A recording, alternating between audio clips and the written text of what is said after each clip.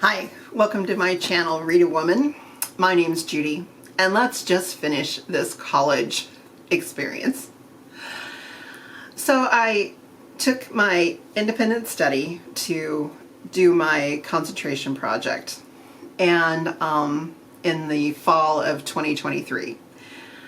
Then I took my final class that I had to attend in person, although I did try to get out of that, and I'm so glad I did not.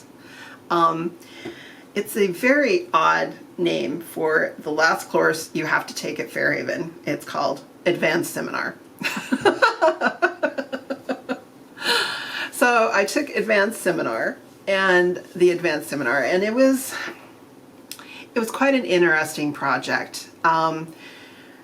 You're basically just writing about your educational experience. I decided to, the professor was really great.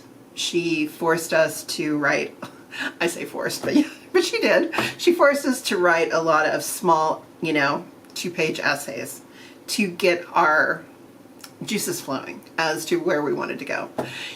I'm in this class, and there's probably, I don't know, there's maybe 14, 15 of us. Fairhaven is a very small college. And, and as an adult student, as an elderly adult student, it was hard, I have to say. I knew no one. I was going to be there for one measly class. It's challenging as a caring, respectful elder to remember they and them rather than he and she. I got my hand slapped a couple of times, but I really did try my best. It's a little hard when it's not in your native wheelhouse.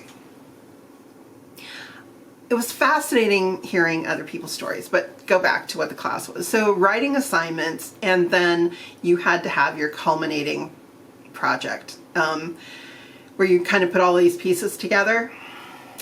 But for me, I was like, what would be the in? And I decided my in would be through my books. Because ultimately, I did believe, and I do believe, that my education began at home. It began at home with the books on my parents' wall in our living room that I still have quite a few of. It began with my nursery rhyme books, Mrs. Mother Goose, 101 Dalmatians. It's like the things that meant so much to me. And then through elementary school, high school, college, my adult life, books just have given me stories, facts, figures, just a life of imagination that I've really appreciated having. So I've been very grateful for every book that's come into my life.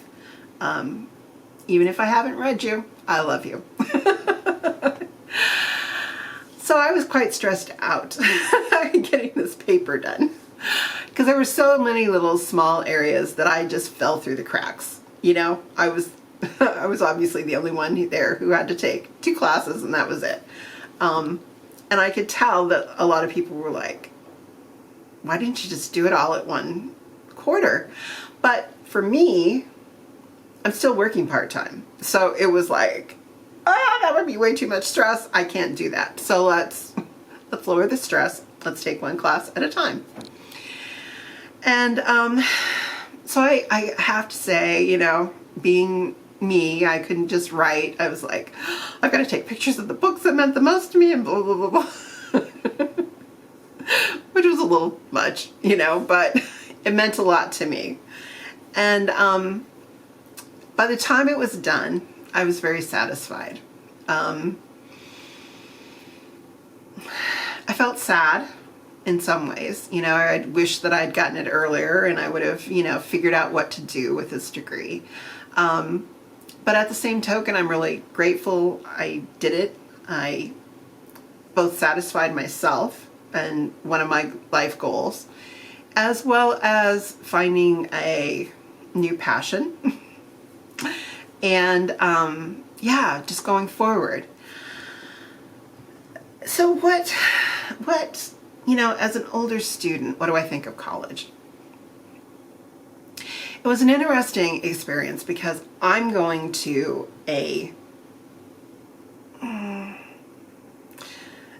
it's a little rough to say this, but it started off as a hippie college, all right? It has a farm attached to it.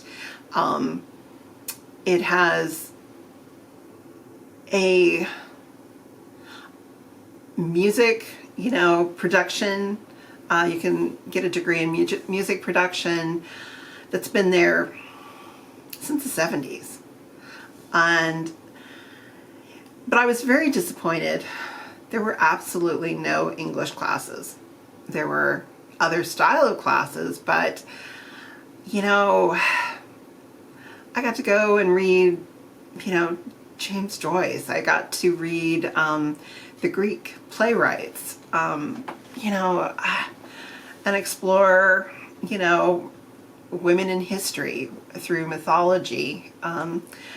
I got to take some great classes, and it saddened me that Fairhaven had just done away with those type of courses. They are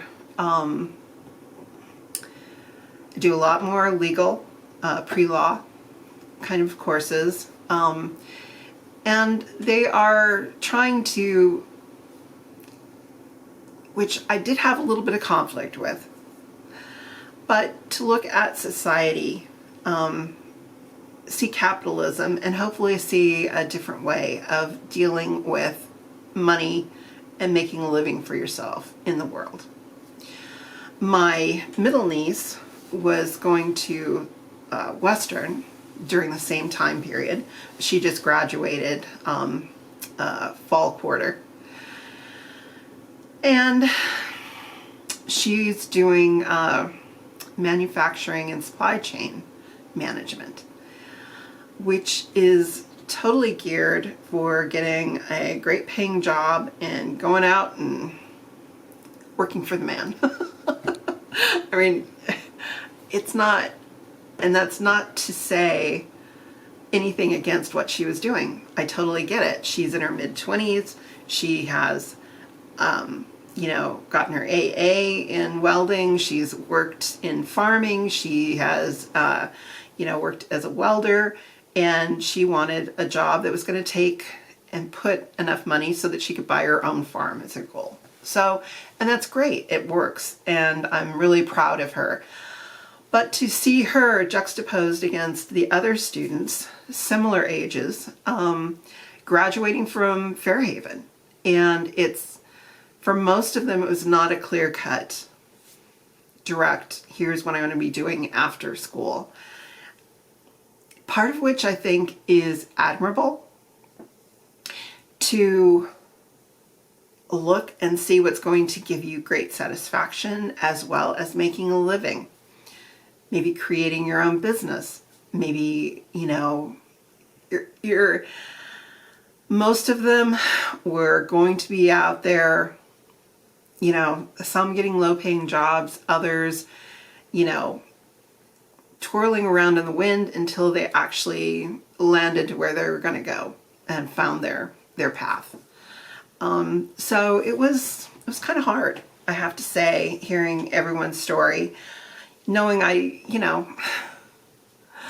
going to be retiring here soon, full time.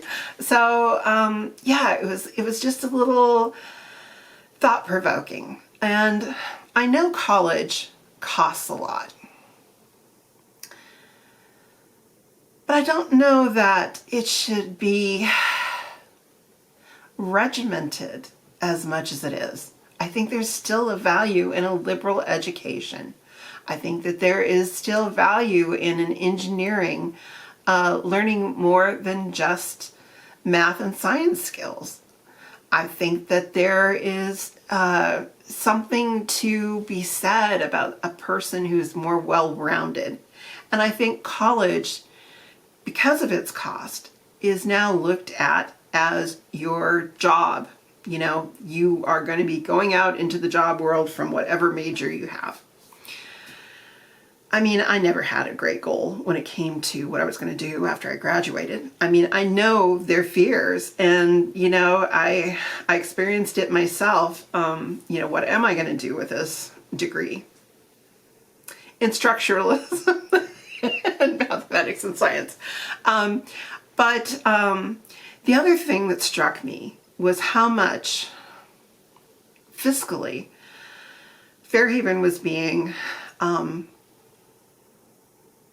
harmed. I mean, and I have no idea where they're at now, but when I was going there, one of the things that they had said, because we, as well as writing this paper, you had to give a presentation to your fellow students. And, you know, so I had a PDF and I had, you know, and I just wanted to talk to somebody in IT. And our professor had given us a name of a guy who took care of IT for Fairhaven. So I sent him an email. I never heard back. And I talked to my professor, and come to find out, he had been taken from Fairhaven and moved over to Western. So Fairhaven, at that point, had no IT person. This farm, Outback Farm, I think it's what it's called. I'm not quite sure. Obviously, farming has never been my my dream job. But the farm, the person who was in charge of supporting students who were doing, you know, important work on, you know, one young woman was going to plant in the driest, least water area to see what plants would actually grow so she could have a crop, you know. I mean, there was a lot of young adults who were working on food equality, you know, from both making sure that people get the healthy foods that they need in their communities. And it was quite admirable. I mean, there was just a lot of admirable stuff going on at Fairhaven. And leaving, I felt like it was under attack. I felt like this big umbrella of the university was trying to take away everything that made Fairhaven, Fairhaven. And, you know, it's the one thing about small colleges like Fairhaven, they actually care about their students. And when you're in a larger university setting, it doesn't work for everybody. Not everybody fits in that slot. I know I didn't. You know, yes, I could have taken some classes, but would I have liked it? I don't know. I really don't. And I think it's nice to have places where young adults can go to explore alternatives rather than just the mainstream. And as I see less money going to education, and I, you know, just as I'm saying that, you know, Western is wanting to cut overhead, which is basically personnel, by a good portion. So fiscally, you know, but at the same time, they're putting up these buildings. You know, it's like you really need to be putting the money into students, not necessarily new buildings. As we know, student population is going down because of population. We're in a slow, you know, a low. It's going down lower. And instead of putting things where I think is more important, less buildings, more great personnel, and more focus on students, yeah, I was really disappointed in Western ultimately and what they were doing. And it kind of made me a little sad because my diploma, it says that I graduated from Western, not from Fairhaven College, which is kind of a bummer. But I got my degree. I am ready to move on and finish my anthology and continue, I'm excited about women authors, and I'm looking forward to letting you in on a lot of names and introducing you to a lot of works that I'm sure you haven't heard of, because I know I didn't.